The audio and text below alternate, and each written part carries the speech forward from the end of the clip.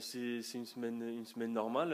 On a, comme toutes les semaines, on a un match vendredi. Après, c'est sûr qu'on joue Strasbourg. C'est pas, ça va être le gros derby, mais on n'a pas de pression particulière. Donc, c'est un match comme un autre, quoi. Je sais pas s'il y a un bon ou un mauvais moment pour les jouer. Après, voilà, c'est sûr qu'ils sont dans une phase difficile. Après, ils ont encore de l'espoir, donc va falloir les jouer et on s'attend à un match très difficile.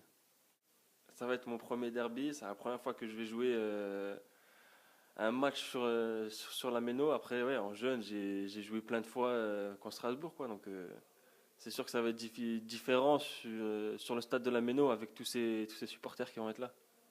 Mais on s'attend à un match qui va jouer essentiellement au milieu de terrain. Après, si nous on arrive à marquer dans les 15-20 premières minutes, on s'attend à un match très ouvert. Après, c'est sûr que ça va être très difficile.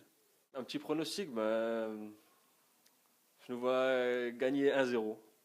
Bon, on va espérer, hein. Je vais tout faire pour. Ouais, grand derby alsacien, effectivement. Première impression, c'est la rareté de ce genre de rencontre.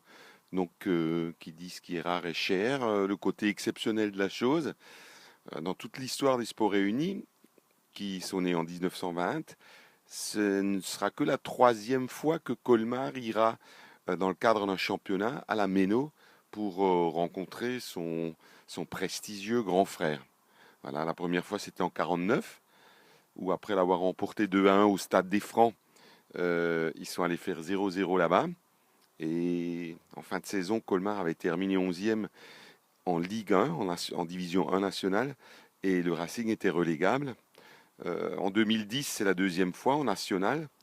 Et là, les deux matchs ont été remportés aussi bien au Stadium qu'à la Méno par le Racing, alors entraîné par Laurent Fournier.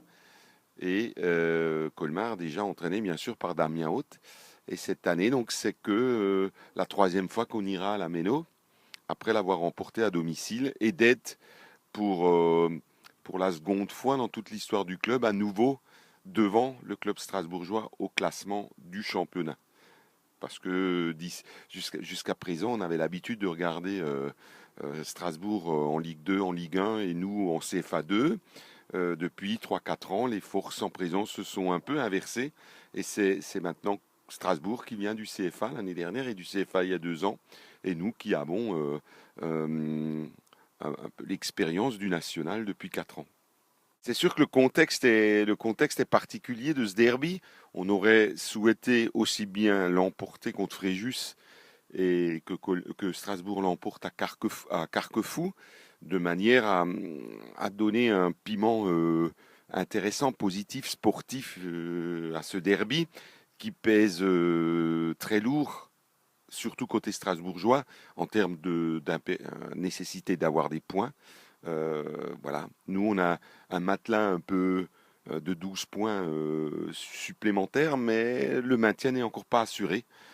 Pour nous non plus. Donc voilà, il ne faudrait pas que Strasbourg perde. Et il faudrait que nous, on prenne un point aussi. Donc un match nul serait un bon compromis. Effectivement, le contexte, si on regarde les 3 derniers matchs où ni Strasbourg ni Colmar n'a marqué le moindre but, on peut effectivement s'attendre à un 0-0 comme il y a 60 ans, il y a 65 ans, 49, où nos prédécesseurs avaient fait 0-0 à la mi-temps, à la méno. Euh, Maintenant, le football a cette part d'irrationnel. Ça peut très bien terminer sur un 3-3 ou un 4-4 qui réjouirait sans doute les spectateurs. Colmar aussi un peu, sans doute moins Strasbourg, parce qu'ils doivent absolument l'emporter. Mais bon, euh, le nombre serait, la majorité des gens présents seraient satisfaits.